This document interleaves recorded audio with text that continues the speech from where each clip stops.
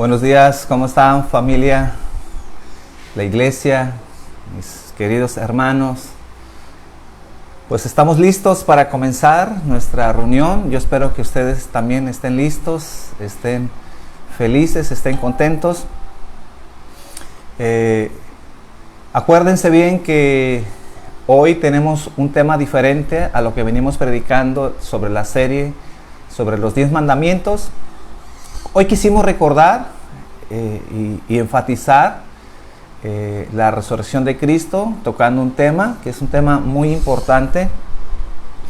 Pues ya que estamos celebrando Semana Santa, que en realidad a veces no tiene mucho de santa, la hemos tomado como un pretexto para pues darle rienda suelta a nuestra carne. Y en realidad, pues, la semana es santa o llega a ser santa por nuestras vidas, por nuestra forma en que nosotros tomamos este día. Nosotros somos los que en realidad determinamos qué tan santa es por nuestras acciones. Entonces, esta mañana quiero tocar un tema que le he titulado ¿Cómo reaccionamos a la resurrección de Cristo? ¿Cuál debe ser nuestra respuesta al saber que Cristo resucitó? Y vamos a ver a través de algunos pasajes de las Escrituras cómo los apóstoles reaccionaron, cuál fue su reacción que ellos tuvieron al saber que Cristo había resucitado, si en verdad ellos estaban esperando eso, pero que muy en particular, obviamente, al resucitar Cristo cambió y transformó sus vidas. Fueron vidas diferentes. Y una vez que vieron y pudieron palpar a través de sus ojos, pudieron ver al Maestro resucitado, sus vidas fueron selladas, sus vidas fueron transformadas, y era necesario que así pasara, que ellos pudieran creer en ese Cristo, no solamente en ese Maestro que habían visto, que habían aprendido, que habían sido discipulados, sino que ellos fueran testigos de la resurrección de Cristo para que después ellos pudieran anunciarlo, pudieran ser esas personas que testificaron y dieron evidencia y fe de que Cristo había resucitado. Él había sido transformado. Pues, ¿qué le parece si oramos? Lo dejamos esto en las manos del Señor, sin antes decirles que, de acuerdo a nuestros planes, este es nuestro último día que tenemos de servicio a través de este medio, porque el domingo que viene, el domingo de Semana de Pascua, ya tendremos nuestras reuniones en la vid, en la iglesia, nuestra primera reunión presencial después de más de un año. Pues nos estaremos congregando. Yo espero que ustedes estén felices y estén contentos de podernos congregar. En realidad es una necesidad. Deseamos, anhelamos, amamos poder estar ahí, poder estar juntos para adorar, exaltar a Dios, poderlos ver, poder estar juntos, obviamente con sus restricciones, con sana distancia, con todo lo que se requiere para podernos reunir. Pero mis hermanos, yo les pido que estemos orando y que estemos entusiasmados para congregarnos y estar listos, y que acudamos al llamado para preparar todo, y si Dios quiere y si así Dios nos lo permite, poder estar el siguiente domingo ya todos juntos celebrando en nuestra primera reunión del año y nuestra primera reunión después de mucho tiempo. Señor, te doy gracias por este día, Señor, gracias por este tiempo, por este momento, Señor. Adoro y te exalto, Señor, porque tú eres digno, Señor. Pido, Señor, que me ayudes a mí, Señor. Reconozco mis debilidades. Reconozco, Padre, que sin ti, Señor, estoy incapacitado, Señor, para poder compartir tu palabra, Señor. Ayúdame, Señor. Ayuda a mi torpeza, Señor. Ayuda a mis debilidades. Y que esta mañana, Señor, tu palabra sea expuesta para aprender de ti. Muy en especial sobre la resurrección, Señor. Que podamos aprender y entender, Señor, que nuestras vidas no pueden ser igual, tienen que ser diferentes, tienen que ser transformadas, Señor. Y que este mensaje, Señor, pueda tocar la vida de cada uno de nosotros y transformarnos. Te lo pido en el nombre de Jesús. Amén. Amén. Pues el evento más relevante que nosotros podemos hablar como cristianos, o que un pastor pudiera estar enseñando, una de las fundamentos de nuestra fe es la resurrección de Cristo. Yo creo que ningún evento en la historia, aun sea secular, no tiene la relevancia y la importancia como la resurrección de Cristo, porque ese es el fundamento de nuestra fe. Si Cristo no resucitó, el cristianismo cae. El cristianismo entonces no tiene ningún valor. El cristianismo se sostiene o cae de acuerdo a la resurrección. Dice 1 de Corintios, en el capítulo 15, versículo 16. Vaya conmigo, 1 de Corintios 15, 16. Decía aquí Pablo: porque si los muertos no resucitan, tampoco Cristo resucitó. Y si Cristo no resucitó, vuestra fe es vana, aún estáis en vuestros pecados. Entonces también los que durmieron en Cristo perecieron. Si en esta vida solamente esperamos en Cristo, somos los más dignos de conmiseración de todos los hombres.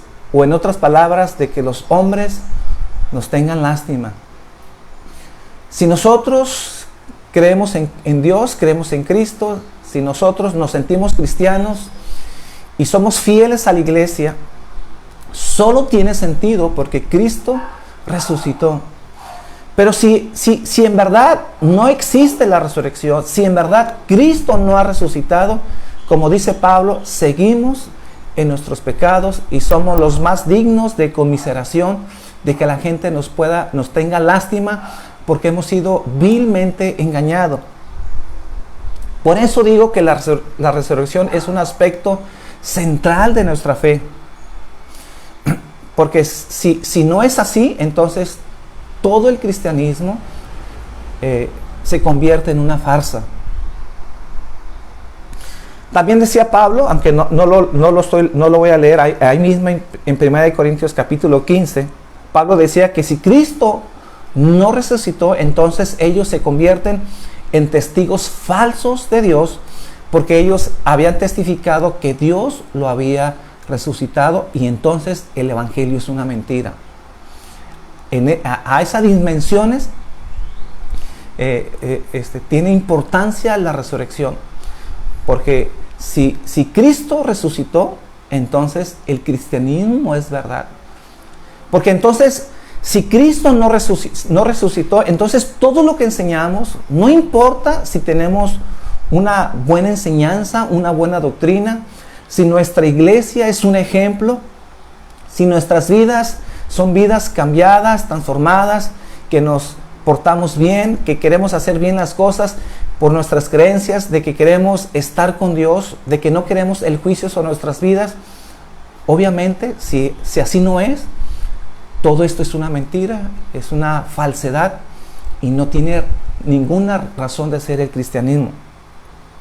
Entonces, la tesis que Pablo enseñaba en 1 Corintios capítulo 15, él explicaba sobre la resurrección de Cristo, que era muy importante que la iglesia, que los hermanos, que cada uno de nosotros pudiéramos entender que Cristo en realidad resucitó de nuestras vidas. Y lo enseñaba diciendo que si Cristo había resucitado, entonces todo lo que padecemos, todo lo que a veces tenemos que sufrir por el evangelio, nada es en vano. Por eso él puntualizaba 1 Corintios capítulo 15, si Cristo resucitó, entonces todo lo que tenemos que pasar, si estamos en tiempos difíciles, en tiempos de persecución, nada es en vano. Y también señalaba, si Cristo resucitó, entonces no podemos seguir en nuestros pecados. No podemos seguir en nuestros pecados. Si Cristo resucitó, entonces habrá juicio, hay vida después de la muerte. No podemos continuar en esta vida pensando que no va a pasar nada, que no vendrá un juicio sobre nuestras vidas y que entonces podemos hacer de nuestra vida lo que más nos plazca, sino que todo lo contrario. Si Cristo resucitó, nuestras vidas tienen que ser transformadas y no podemos seguir en nuestra maldad y en nuestro pecado. Porque si Cristo resucitó, entonces en realidad hay vida después de la muerte, y como Cristo enseñó, vendrá un juicio sobre nuestras vidas. Y por último decía que nuestro trabajo en el Señor no es en vano. Les decía a los corintios que nos esforcemos a enseñar, a predicar, a vivir la vida cristiana, a honrar a Dios con nuestros servicios, porque todo lo que hacemos para el Señor, que todo nuestro servicio, nada es en vano. Entonces, mis hermanos, lo que yo quiero enseñar a través de este tema es que si Cristo resucitó, entonces debemos de tener una respuesta, y esa respuesta es que debemos de servirle. Si en verdad es cierto lo de la resurrección, entonces no podemos quedar indiferentes.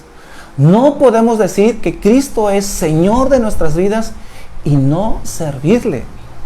Nuestras vidas tienen que ser diferentes. Entonces, como primer punto que quiero tocar esta mañana, ¿cómo reaccionaron los discípulos cuando Cristo murió? ¿Cuál fue la reacción de ellos cuando Cristo murió? ¿Qué ellos estaban esperando?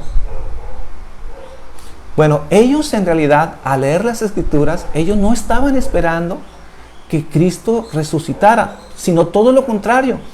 Cuando Cristo muere, vemos en varias partes de las Escrituras que los discípulos se entristecieron,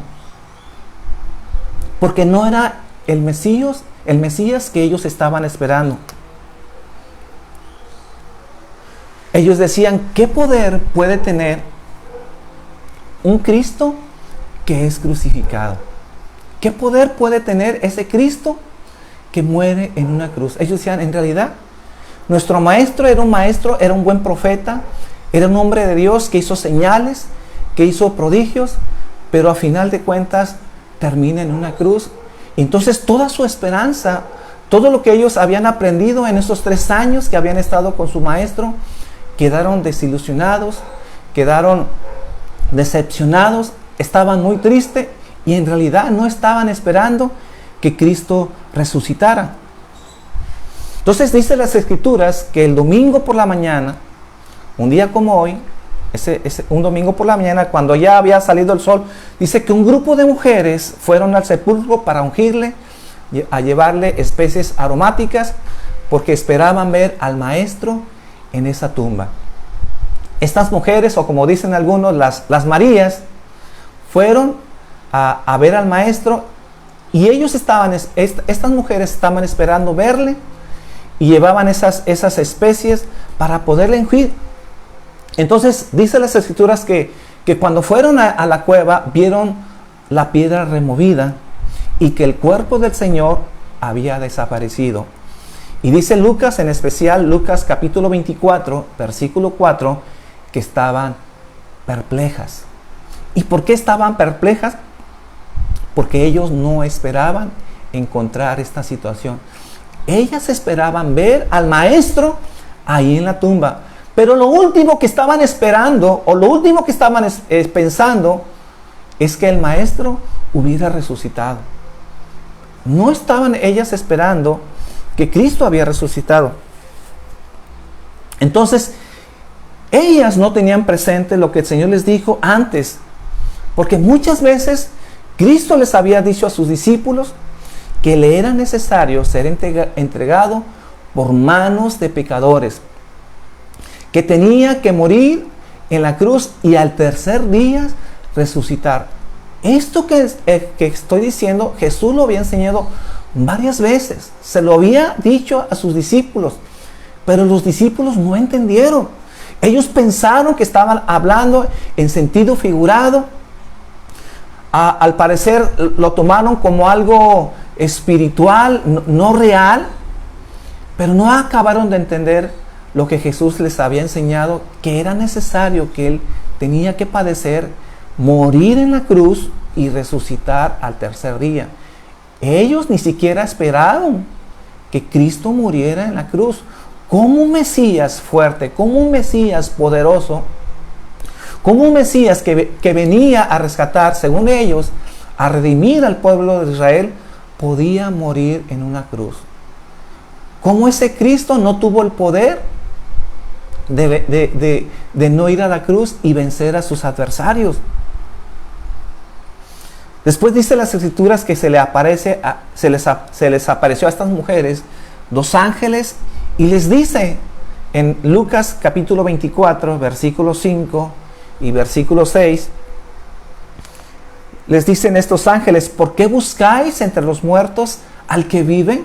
No está aquí, sino que ha resucitado. Entonces ellas fueron a dar las buenas nuevas a los apóstoles, y les dice ya en el versículo 9, más adelante, versículo 9 al versículo 11 del capítulo 24, dice aquí que, y volviendo del sepulcro, dieron nuevas de todas estas cosas a los 11 y a todos los demás. Eran María Magdalena y Juana y María, madre de Jacobo, y las demás con ellas, quienes dijeron estas cosas a los apóstoles, mas a ellos les parecía locura las palabras de ellas y no las creían. También vemos que los discípulos, los 11, obviamente faltaba Judas, que ya se había ahorcado, que solamente eran 11, cuando vinieron estas Marías a dar las buenas nuevas de que el Maestro había resucitado y que 2 ángeles se les había aparecido diciéndoles por qué estaban buscando al Maestro entre los muertos, al que vive. Entonces la respuesta de los discípulos, igualmente como ellas, no pudieron creer. Les parecía locura todo lo que estaban diciendo, porque ni aún los discípulos que habían estado cerca del Maestro entendían que su Maestro le era necesario pasar por todo esto, pero muy en especial que Él iba a resucitar. Entonces, mis hermanos, a pesar de todas las veces que el Señor les habló de su muerte y de resurrección, no entendieron. Pensaron que el Señor estaba hablando metafóricamente o en forma simbólica, pero no estaban esperando la resurrección de ellos. Para ellos no les cabía la idea de un Cristo crucificado. Para ellos los Mesías no pierden, los Mesías deberían de ganar. Pero no entendieron que le era necesario padecer por nuestras vidas, por sus vidas, por nuestros pecados. Lo último que pensaron es que Cristo iba a morir de esa manera. Entonces, ellos no pudieron entender en su mente por qué Jesús no pudo salvarse a sí mismo. ¿Cómo podría ser Jesús el Mesías si ni siquiera pudo impedir su propia ejecución? Después dice las Escrituras que se les aparece a varias personas y después se les aparece a sus discípulos cuando llegó la noche. De esa misma noche, de ese mismo domingo, cuando Cristo había sido crucificado, cuando Cristo había resucitado, un domingo como el de hoy, dice que se les aparece a los discípulos en Juan capítulo 20, versículo 19. Juan 20, 19. Dice: cuando llegó la noche de aquel mismo día, el primer día de la semana, estando las puertas cerradas en el lugar donde los discípulos estaban reunidos, por miedo de los judíos, vino Jesús y puesto en medio les dijo: paz a vosotros. Y cuando les hubo dicho esto, les mostró las manos y el costado, y los discípulos se regocijaron viendo al Señor. Pero quiero hacer notar, mis hermanos, que cuando Cristo se aparece a sus discípulos, en ese momento no se encontraba Tomás, porque ya después los discípulos le dijeron a Tomás que habían visto al Maestro, que se les había aparecido cuando ellos estaban congregados ese domingo por la noche, y que habían visto al Maestro, porque el Maestro les enseñó sus manos, les enseñó las marcas de su crucifixión, y entonces ellos creyeron y se regocijaron al ver a su Maestro que había resucitado. Esto era muy importante, que Cristo se les apareciera y que no hubiera ninguna duda de la resurrección de Cristo, porque eran los mismos apóstoles que después iban a testificar y que iban a compartir, iban a escribir el Nuevo Testamento, el Evangelio, para enseñar a la humanidad y enseñarnos hasta hoy en día que ellos habían sido testigos de la muerte, pero a la misma vez de la resurrección de Cristo, de tal manera que cuando ellos escribieron el Nuevo Testamento, lo sellaron y lo confirmaron, sus evidencias siendo testigos con sangre. Dieron su vida porque ellos fueron testigos. Y esto era muy importante que ellos pudieran creer, porque aparte, uno de los fundamentos de nuestra fe, y para que la gente pueda salvarse, necesitamos creer en un Cristo resucitado. Si queremos que Cristo sea Señor de nuestras vidas y que venga a salvarnos y venga a perdonar nuestros pecados, necesitamos creer que Cristo resucitó de los muertos, para que entonces el Evangelio sea publicado, sea dispersado, y que la gente pueda entender que adoramos a un Cristo vivo, no a un Cristo muerto, que es el único hombre que dio por nuestras vidas, que no está en una tumba. Si vemos toda la fe de la humanidad, los musulmanes, los maometanos, todas sus religiones están basadas en hombres en donde tienen sus tumbas y donde tienen ahí el sepulcro, adorando a esos profetas, a esos hombres iluminados que siguen ahí muertos en esa tumba. Pero al Dios que nosotros adoramos, en donde hemos depositado nuestra fe, la tumba está vacía. Y eso es la diferencia entre otras religiones, que nosotros adoramos a un Cristo resucitado, a un Cristo que dio su vida por nosotros para rescatarnos de nuestros pecados. Entonces, esa noche, como les decía, no se encontraba Tomás, y ya después le dijeron a Tomás que habían visto al Maestro. Dice Juan capítulo 20, versículo 24 y versículo 25. Pero Tomás, uno de los 12, llamado Dimo, no estaba con ellos cuando Jesús vino. Le dijeron pues los otros discípulos: al Señor hemos visto. Él les dijo: si no viere en sus manos la señal de los clavos, y metiere mi dedo en lugar de los clavos, y metiere mi mano en su costado, no creeré. Entonces, a pesar de que eran muchos los testigos, en este caso los 11, que obviamente los 10, que Tomás conocía, que había estado 3 años con ellos, Tomás no les creyó. Tomás no creyó al testimonio de estos hombres que le habían dicho que habían visto al Maestro.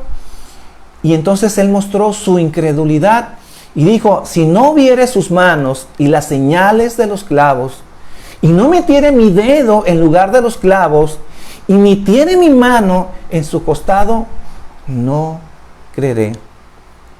No creeré. Yo platicaba ayer con unos amigos en la noche y les decía que yo siempre me voy a preguntar dónde estaba Tomás cuando Cristo se le apareció a los demás esa noche. ¿Dónde estaba Tomás? La Biblia no nos dice dónde estaba Tomás, no nos dice qué estaba haciendo, no sabemos si estaba haciendo una diligencia, estaba reunido con su familia, le era necesario estar en un evento personal, no lo sabemos. Pero lo único que sí sé es que él no estaba en el momento donde debería de estar. Y a veces, muchas veces nos pasa a nosotros que no estamos en el lugar donde necesitamos estar. Muy en especial hablo de la iglesia. A veces nos perdemos tanta bendición, tanta enseñanza. Mucho de lo que Dios hace en nuestras vidas lo hace cuando nos juntamos, cuando nos congregamos, pero cuando no estamos ahí, cuando dejamos de congregarnos, yo creo, mis hermanos, que muchas de las bendiciones que Dios da a su iglesia no las recibimos solo y sencillamente porque no estamos en el lugar en donde debemos de estar. En este caso, pues Tomás no se encontraba con ellos, y por no encontrarse, obviamente no tuvo el privilegio de ver la aparición de Cristo cuando se les presentó a ellos, y su reacción fue dudar, ser incrédulo. Quería las evidencias de las marcas en sus manos, de poder meter sus dedos en lugar de los clavos, porque entonces él no podía creer. Lo que sí puedo decir entonces a favor de Tomás, que a pesar de su incredulidad, a pesar de que quería ver evidencias, Tomás era un hombre piadoso, Tomás era un hombre creyente, que quería creer en este caso, pero no podía. En realidad Tomás estaba confundido y a la misma vez estaba decepcionado. Yo creo que a todos nos hubiera pasado de tener una expectativa de nuestro maestro, de saber que ese maestro venía a salvar al pueblo de Israel, pero no estaban pensando que él iba a ser crucificado, no estaban pensando que él iba a resucitar y que era necesario que pasara todo eso para salvar nuestras vidas. Pero por tener un concepto equivocado, por tener una idea equivocada, entonces nos decepcionamos. Y entonces nos volvemos incrédulos y nos equivocamos a veces en nuestras reacciones. Entonces, ¿qué aprendemos de Tomás? ¿Qué aprendemos de esta reacción de Tomás? Bueno, yo creo que una cosa que resalta aquí en la vida de Tomás es que cuando creamos falsas expectativas por no conocer correctamente la palabra de Dios, muchos se decepcionan. Por tener expectativas falsas que no vienen en su palabra, por enseñanzas o por doctrinas erradas que nos han enseñado por tantos años, creamos expectativas falsas como Tomás. ¿Cuál era la expectativa de Tomás? Que su maestro venía a salvar al pueblo de Israel, que era un Mesías poderoso, que era un Mesías en donde nadie iba a poder en contra de él, pero no se imaginaba que ese Mesías le era necesario ser crucificado, dar su vida, y mucho menos estaba pensando que ese Mesías iba a resucitar. Entonces, muchos cristianos nos topamos con gente decepcionada por tener expectativas falsas y enseñanzas erróneas. Por ejemplo, muchos creen que porque nos entregamos al Señor o porque servimos al Señor, somos personas exentas de problemas. Que a un cristiano no debe de tener problemas, que a un cristiano no debe tener enfermedades, no debe tener nada difícil en su vida, cuando la Biblia enseña todo lo contrario.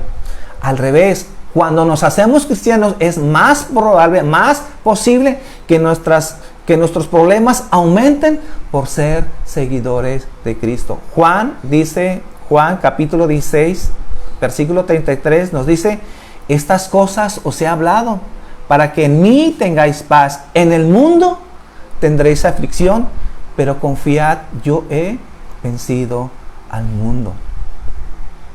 Otros, por tener expectativas falsas, se decepcionan porque creen que las iglesias son perfectas. ¿Cuántas veces no hemos escuchado a hermanos, a cristianos, irse de las iglesias porque tenían una expectativa errónea de las iglesias?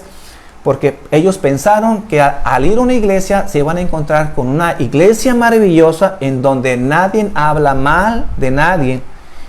Y eso no lo vamos a encontrar en las iglesias. No debemos olvidar que nosotros todavía somos pecadores en proceso de santificación. Y cuando digo todos, no hay excepción de nadie.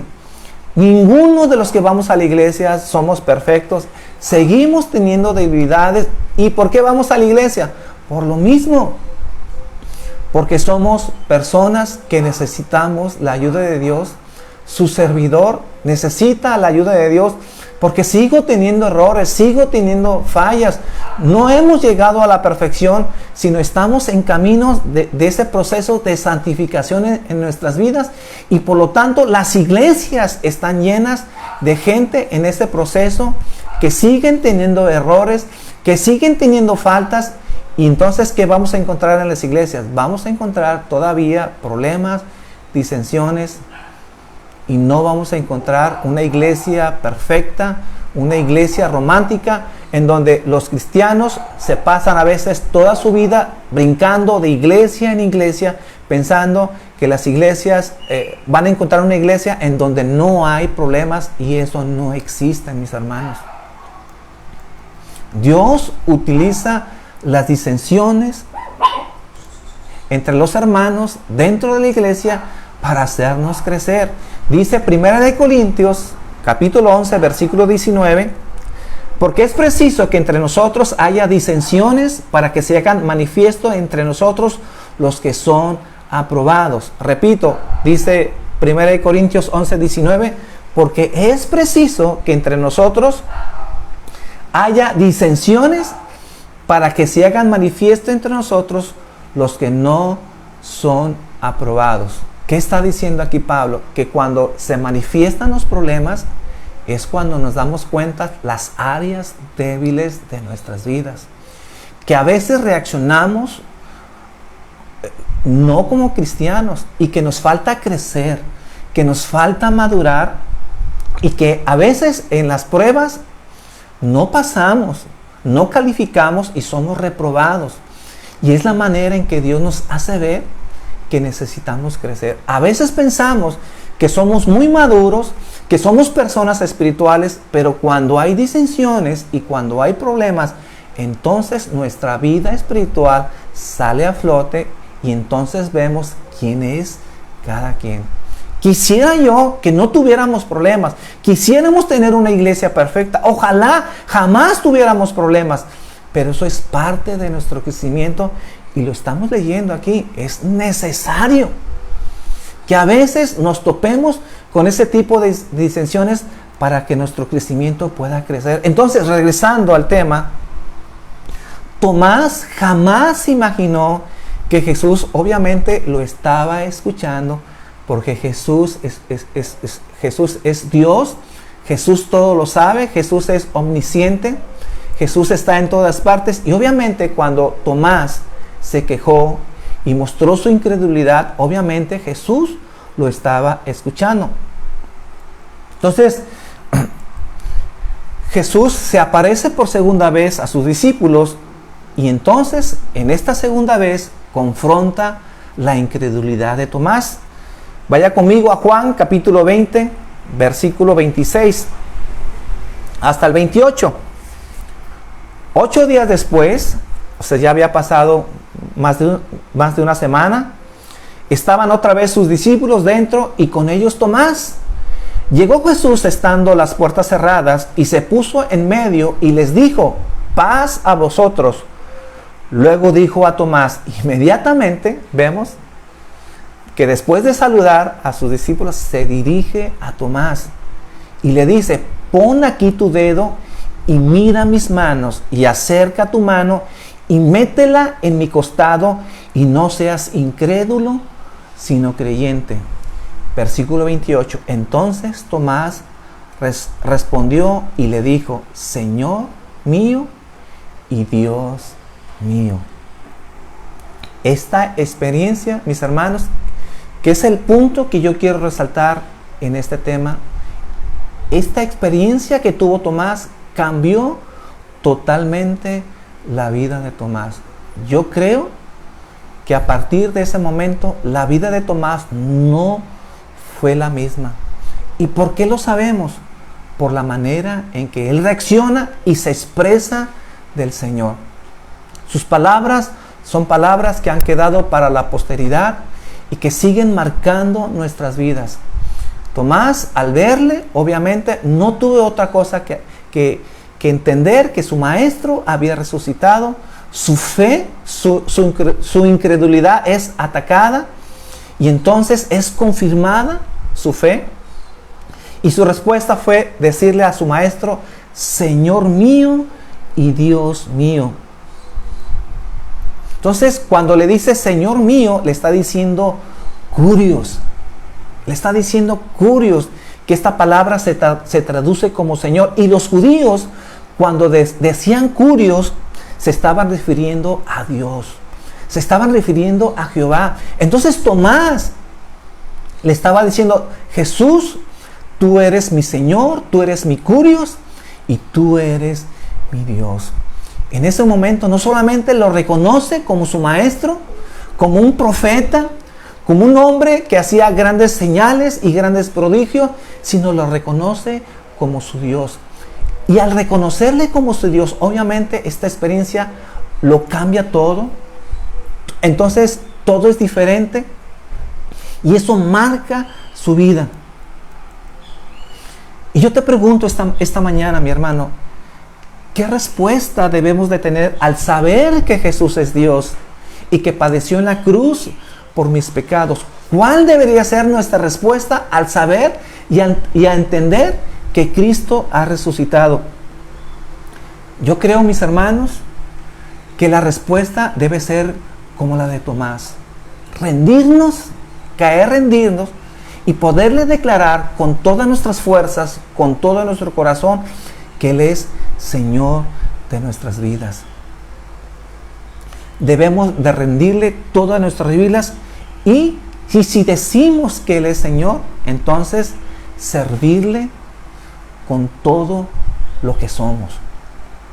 Entonces, si Cristo no es Dios, entonces estamos adorando a una criatura y estamos cayendo en el politeísmo. Pero si Cristo en realidad resucitó y Cristo es Dios, eso debe marcar nuestras vidas. Mis hermanos, yo no puedo entender a alguien, sobre todo nosotros los cristianos, los que vamos a las iglesias, los que nos decimos que somos salvos, que le llamemos Señor y no le sirvamos. ¿De qué sirve nosotros mencionar que Cristo es nuestro Señor? ¿De qué sirve mencionar en nuestras oraciones que Él es nuestro Señor y no lo demostramos con nuestro servicio a Dios? Por eso Jesús muchas veces advirtió, muchos me dirán en aquel entonces, Señor, Señor, y no hacen lo que Él dice. Creo yo que esto debe marcar nuestras vidas. ¿Cuál debe ser nuestra respuesta al saber que Cristo resucitó? Yo creo la misma que Tomás. Declararle Señor de nuestras vidas y Dios de nuestras vidas. Pero no solamente de palabras, no solamente decirlo porque es una expresión hermosa, no solamente decir que somos religiosos y que nos expresamos con palabras extraordinarias declarando a nuestro Cristo como nuestro Señor y nuestro Dios, sino mostrándolos a través de nuestros hechos. Si decimos que es Señor de nuestras vidas, que lo podamos demostrar sirviendo a Dios.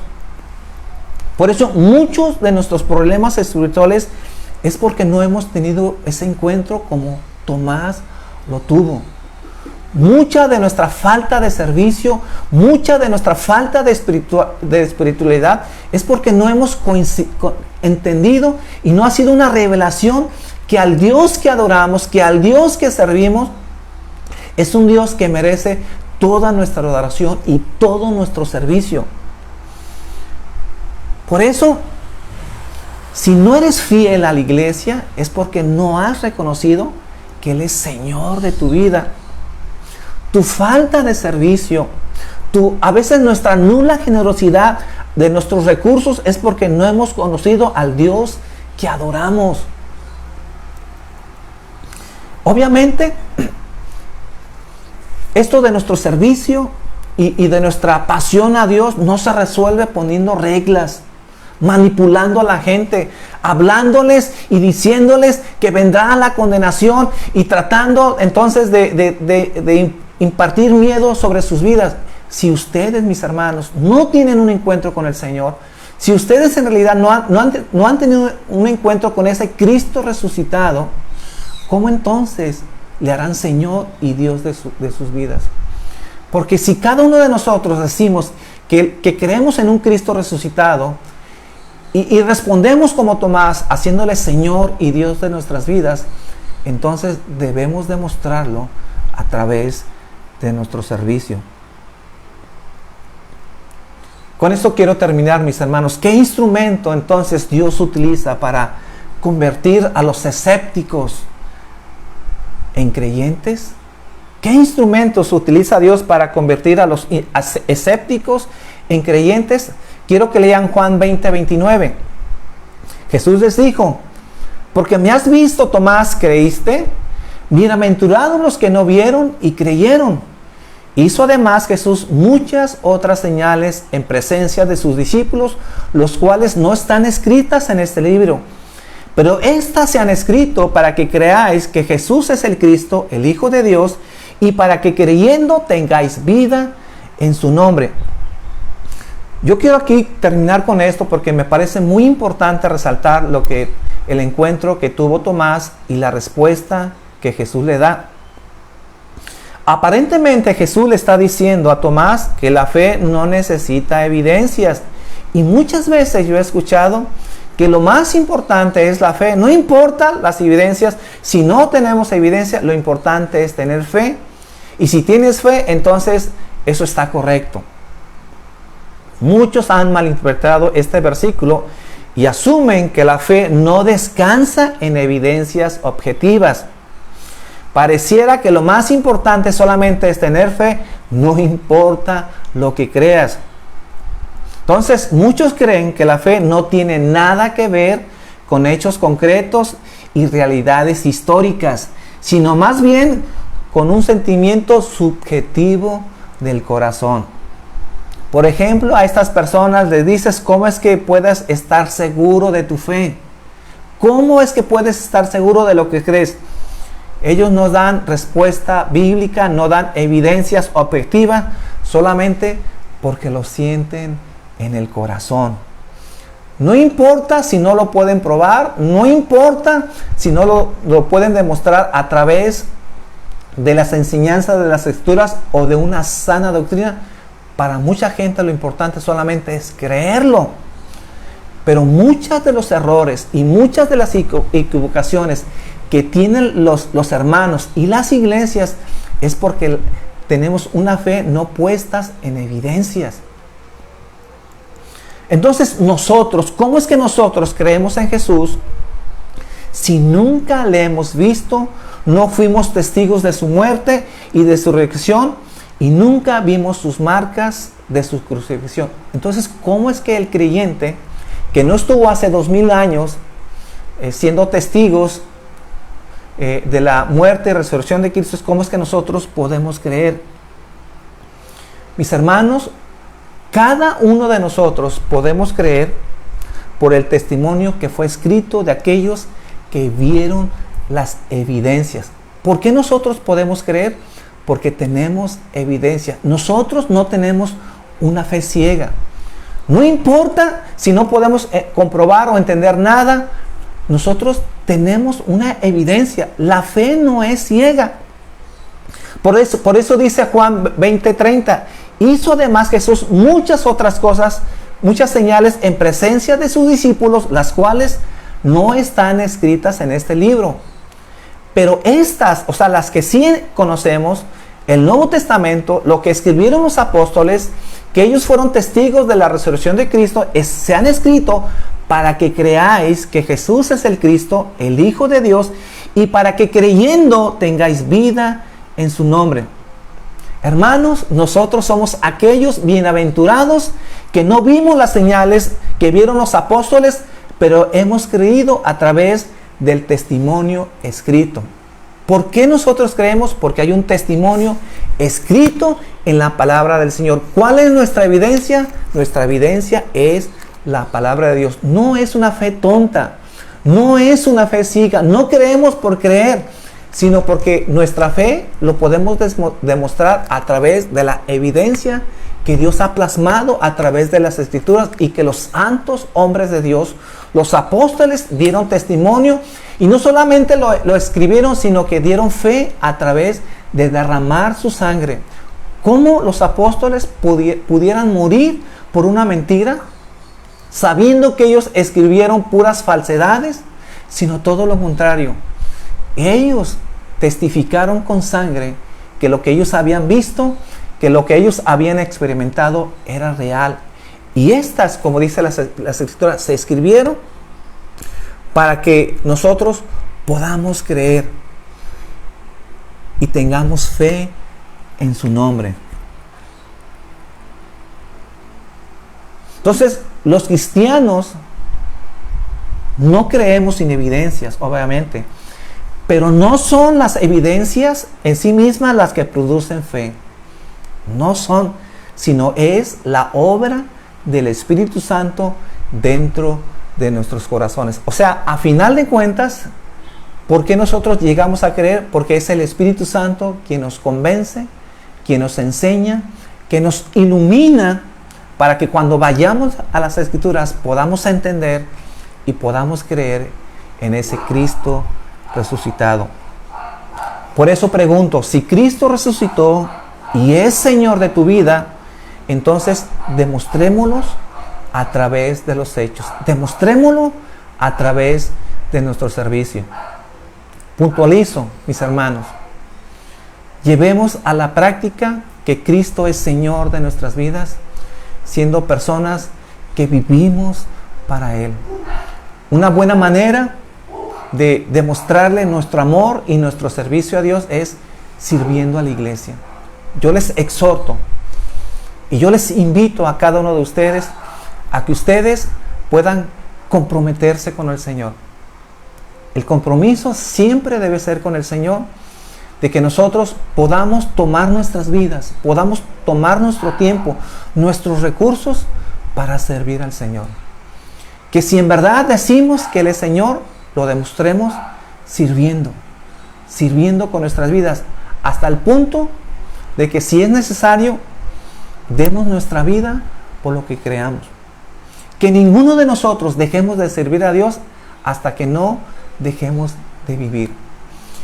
Yo le pido al Señor que me dé la fuerza y pido que les dé la fuerza a ustedes para que cada uno de nosotros sirvamos al Señor. Que ninguno se quede sin declarar que Él es Señor de nuestras vidas y que lo podamos demostrar a través de nuestra pasión sirviendo a nuestra iglesia, mis hermanos. Pues si Dios quiere, próximo domingo estaremos juntándonos, si Dios nos permite vivir, en la iglesia, en la vid. Ahí los esperamos, ahí queremos estar una vez más y oremos para que sea un tiempo especial, un tiempo glorioso. Y mis hermanos, con esto quiero terminar. Hagamos una oración dando gracias por este día. Padre, te doy gracias por tu amor, gracias por tu bendición. Enséñanos, Padre, a rendir nuestra vida sin medida, que nosotros podamos demostrar el señorío en cada uno de nosotros, demostrándole, Señor, a través de nuestro servicio, siendo personas obedientes que compartimos el Evangelio, que somos personas, Señor, que vivimos la vida cristiana al máximo, en su plenitud, porque deseamos agradarte, deseamos servirte con todas nuestras fuerzas, deseamos honrarte, glorificarte en cada uno de nuestros servicios, Señor. Que todo lo que hacemos, nuestro trabajo, nuestra familia, los planes que realizamos, todo está enfocado en honrarte, en exaltarte, en darte la gloria, Padre. Recibe la gloria, recibe la honra, Padre, en esta mañana. Te damos gracias en el nombre de Jesús. Mis hermanos, reciban un abrazo de parte de Rosy, de parte mía. Les amamos y si Dios quiere, próximo domingo, ya no a través de este medio, sino ya estaremos en nuestra reunión presencial, disfrutando de esta reunión después de un año. Dios me los bendiga, mis hermanos.